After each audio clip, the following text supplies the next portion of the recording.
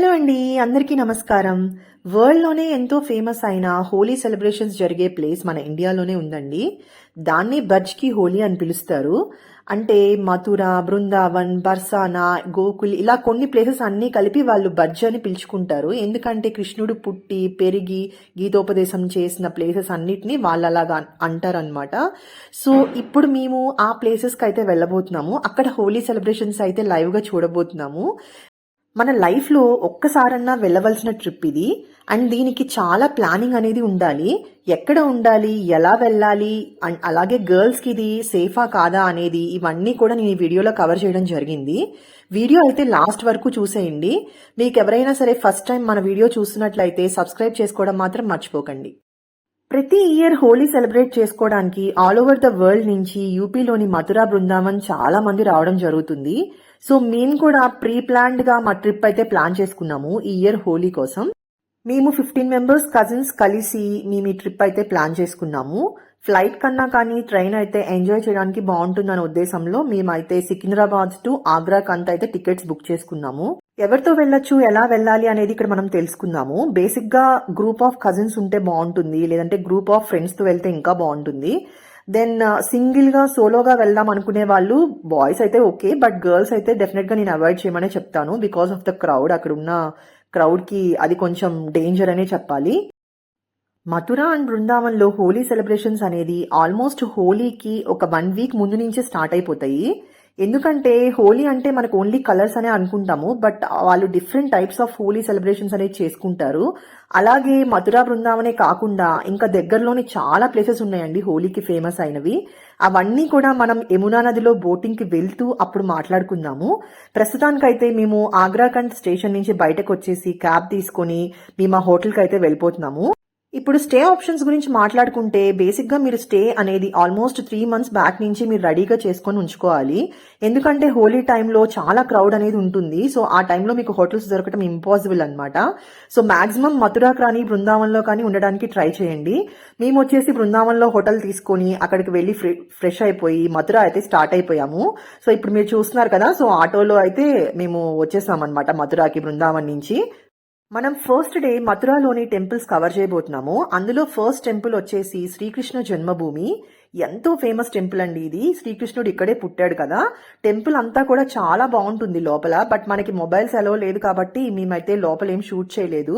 ఆ టెంపుల్ అయితే చూసేసుకొని అక్కడి నుంచి మేము యమునా రివర్ బోటింగ్ కోసం అయితే వచ్చేసాము.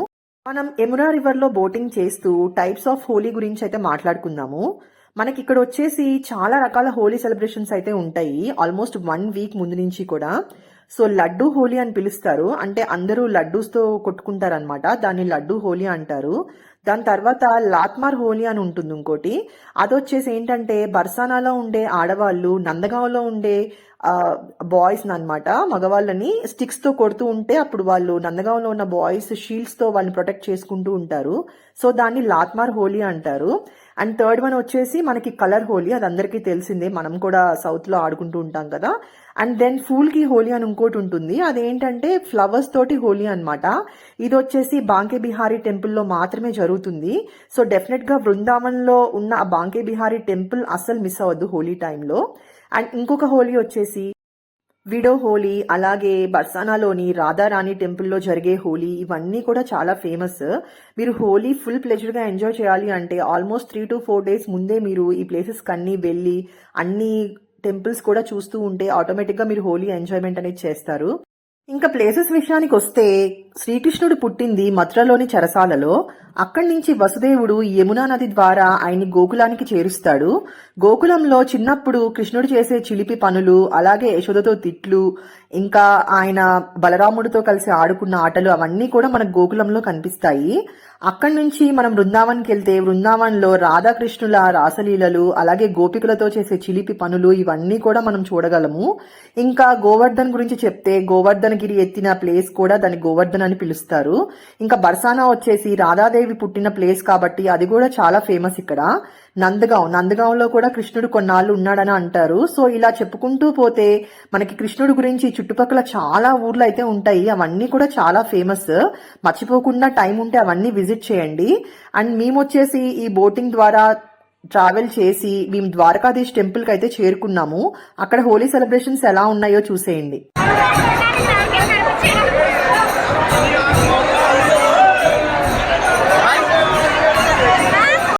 ద్వారకాధీష్ టెంపుల్లో చూసారు కదా ఎంత ఘోరంగా క్రౌడ్ ఉన్నారో. సో ఇక్కడ హోలీ టైంలో అన్ని టెంపుల్స్ కూడా అలాగే ఉంటాయి. ఆ టెంపుల్ అంతా కూడా చాలా బాగుంటుంది, లోపలంతా కూడా రాజస్థానీ స్టైల్లో. బట్ మనం మామూలు టైంలో వస్తేనే మనం ఆర్కిటెక్చర్ అంతా చూడగలము. సో ఈ క్రౌడ్ లో అసలు మన వల్ల కానే కాదు, మనం నడవక్కర్లేదు, వాళ్ళే తోసేస్తారు. మధురలోని శ్రీకృష్ణ జన్మభూమి ద్వారకాధీష్ టెంపుల్ చూసిన తర్వాత అక్కడి నుంచి 10 కిలోమీటర్స్ ట్రావెల్ చేసి మేమైతే గోకుల్ వచ్చాము. గోకుల్లోని శ్రీ నంద యశోద భవన్ కి అయితే చేరుకున్నాము. సో మనం ఇందాక మాట్లాడుకున్నట్టు గోకులం అంతా కూడా శ్రీకృష్ణుడి చైల్డ్హుడ్ డేస్ ని గుర్తు చేసేలా ఉంటాయి. ఈ గోకుల్ ధామ్ అనే ప్లేస్ హిస్టారికల్ గా స్పిరిచువల్ గా చాలా ఫేమస్. మనం ఇందాక బోటింగ్ టైంలో మాట్లాడుకున్నాం కదా, అదే గోకులం అండి. వీళ్ళు గోకుల్ అని పిలుస్తారు. మన కృష్ణుడి చైల్డ్హుడ్ డేస్ అన్ని కూడా ఇక్కడే గడిచాయంట. యశోదతో తిట్లు గాని, ఆయన బలరాముడితో కలిసి ఆడుకోవడం, ఆయన ఫ్రెండ్స్ తో కలిసి గోవుల్ని కాయడానికి వెళ్లడం, అలాగే ఈ చుట్టుపక్కల ఉన్న అన్ని ప్లేసెస్ లో కూడా ఆయన చైల్డ్హుడ్ డేసే మనకు కనిపిస్తూ ఉంటాయి. మనకి కృష్ణుడు అనంగానే విష్ణుమూర్తి అవతారంలో ఒక ఆయన అని మనం అనుకుంటాము. కానీ ఈ గోకులం అంతా కూడా కృష్ణుడికి సంబంధించిన ప్రతి ఒక్కటి కూడా మనకు కనిపిస్తుంది. అంటే కృష్ణుడు ఇక్కడికి చేరిన తర్వాత యశోదతో ఉండడం, ఆ తర్వాత అక్కడ గోపికల్ని ఆట పట్టించడం, రాధాకృష్ణుల ప్రేమ, అలాగే గోవుల్ని కాయడం, అవన్నీ కూడా ఇక్కడ మనం చూస్తాము. సో నెక్స్ట్ ఇక్కడ మనం చూడబోయే టెంపుల్ వచ్చేసి ఇది రమన్ రైతి టెంపుల్ అంటారు. ఇది గోకులంలోనే ఉంది. ఇది ఎందుకు ఫేమస్ అంటే మనకి ఇప్పుడు మాట్లాడుకున్నట్టు కృష్ణుడు చిన్నప్పుడు మనకి గోవుల్ని కాసే ఆయన కదా. సో అలా గోవుల్ని తీసుకొని వెళ్ళినప్పుడు అక్కడ ఆయన ఫ్రెండ్స్ తో ఆడుకుంటూ ఉన్న ప్లేస్ అంట ఇది. సో ఇక్కడ శాండ్ అనేది చాలా ఫేమస్.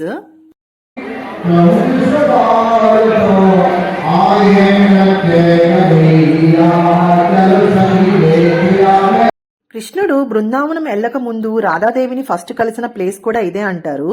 అలాగే బలరాముడితో కలిసి ఆడుకున్న ప్లేస్, ఇంకా గోపికలతో ఆయన ఆడిన రాసలీలలు, అవన్నీ కూడా ఇక్కడ మనం ఎంత క్లియర్ గా ఈ వాల్స్ మీద చెక్కారో చూడండి.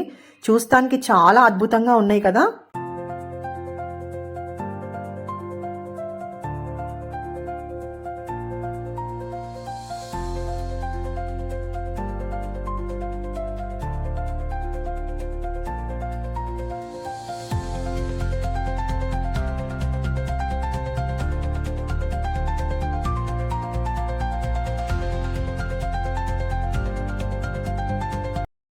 శ్రీకృష్ణుడు గోవర్ధనగిరి పర్వతాన్ని లిఫ్ట్ చేసిన పెయింటింగ్ చూడండి, ఎంత బాగా చెక్కారో వాల్ మీద, చాలా అద్భుతంగా ఉంది. ఆ తర్వాత ఇక్కడ డీర్ శాంచురీ కూడా ఉంది. సో అది కూడా చూసేసి మేము అక్కడి నుంచి అయితే స్టార్ట్ అయిపోయాము. ఇది ఇప్పుడు మనం అంతా చూసేదంతా కూడా రమన్ రైతిలో, అంటే గోకుల్లోని ఒక ప్లేస్ అన్నమాట. ఇంకా అలా మేము మథురలోని కొన్ని ప్లేసెస్, అలాగే దాని దగ్గరలో ఉన్న గోకుల్లోని కొన్ని ప్లేసెస్ అయితే చూసేసాము. ఇంకా ఫైనల్ గా బ్యాక్ టు బృందావన్ అన్నమాట. మా హోటల్ బృందావన్ లో ఉంది కాబట్టి మళ్ళీ మేము బృందావన్ కి అయితే వెళ్ళిపోయాము. సో ఇది మా ఫస్ట్ వీడియో అండి. సో సెకండ్ వీడియోలో బృందావన్ లో హోలీ సెలబ్రేషన్స్ ఎలా ఉన్నాయి, మేము ఏమేమి టెంపుల్స్ చూసామనేది చెప్పేస్తాను. సో మీకు ఈ వీడియో కనుక నచ్చినట్లయితే లైక్ చేసి సబ్స్క్రైబ్ అయితే చేసుకోండి. Thank you so much for watching అండి. Bye bye, see you.